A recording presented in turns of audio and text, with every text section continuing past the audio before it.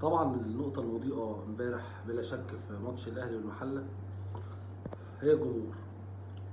أولا الماتش كده ريحته تسعيناتي، ماتش العصر، الشمس ضاربة في الملعب، جمهور مالي الاستاد، إن كان جمهور المحلة أو جمهور الأهلي.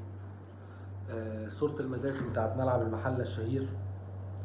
ماتش الحقيقة يعني رجعنا للذكريات، والناس كلها بتقول أحلى حاجة إن الجمهور في الملعب ومالي الملعب.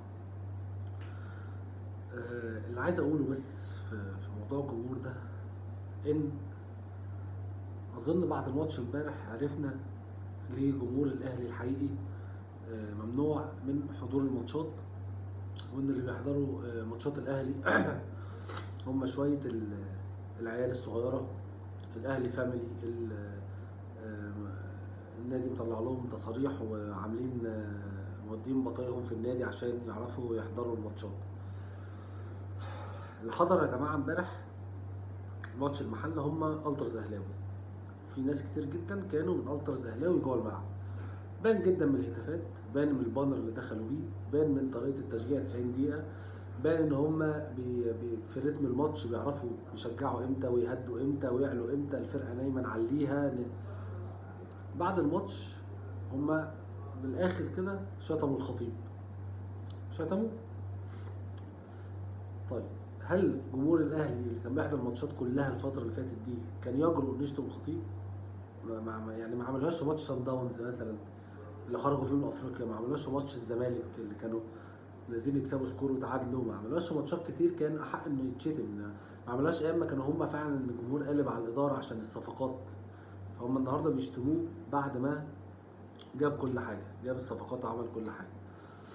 فده ان دل على شيء يدل على ان ده الجمهور الحقيقي اللي الاداره بتاعت الاهلي مش عايزاه يحضر الماتشات.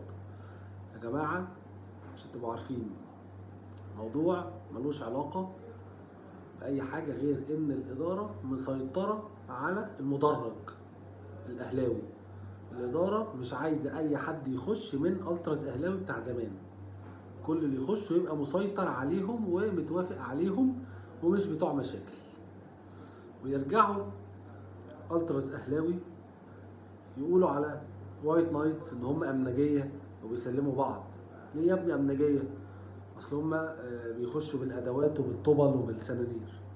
تمام، وعشان يخشوا ده، عشان يخشوا بالحاجات دي بيسلموا بطايقهم للداخليه وللشرطه اللي مسؤوله عن امن الاستاد، وده حقيقي وده بيحصل فعلا. طيب ما تعمل كده، هو كون ان انت اصلا تدي بياناتك للامن يعني من الاخر عشان تدخل ادواتك دي ما فيهاش حاجه. هو انت ايه مشكله ان تديهم بياناتك؟ هو التر زي مش عايز يديهم بياناته اصلا، يقول لك لا انا ما حدش ياخد بطايقه عشان يدخل حاجه. ليه؟ طب ما انت اصلا اللي بيخش الاستاد ده كله بيخش في فان اي دي، ما فان اي دي ده كل بياناتك عندهم برضه. ما انت كل بياناتك متسجله على موقع تذكرتي اللي هو لو عايزين يجيبوك هيجيبوك يعني. فانت على يعني في تناقض في الحته دي. في الاخر تشتم الناس التانية تقول دول امنجيه، اصل سلموا فلان واصل سلموا علان.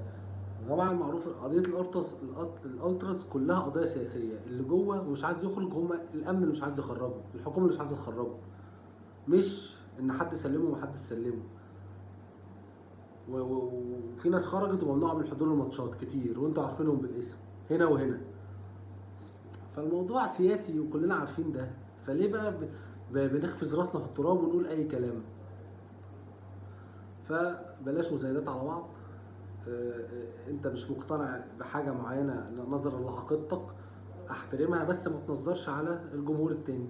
بس من الاخر ان انت اصلا كل الناس عارفه مين اللي بيخش عندك اصلا ومين اللي بيحضر ماتشات عندك، وبيبقى باين في التشجيع وباين في كل حاجه. اخيرا بيراميدز السنه دي مش شايفه، مش هتكسب حاجه، وحشه قوي. تحس ان هم جابوا اخرهم، خدوا بطوله فخلاص مش الطموح اتقتل عندهم. ده طبعا لان هم فرقه مش جماهيريه فما عندهمش اي حوافز تانية، ما جددوش حتى في الفرقه.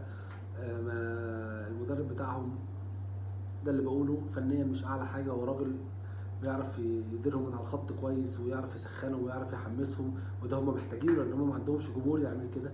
ولكن فنيا يوريتيتش على قده جدا، والفرقه كانت مساعداه بشكل كبير السنه اللي فاتت، لكن مش على طول لان خلاص كله ركز معاها وكله بيلعب عليها. بيراميدز السنه دي مش هتاخد اي حاجه.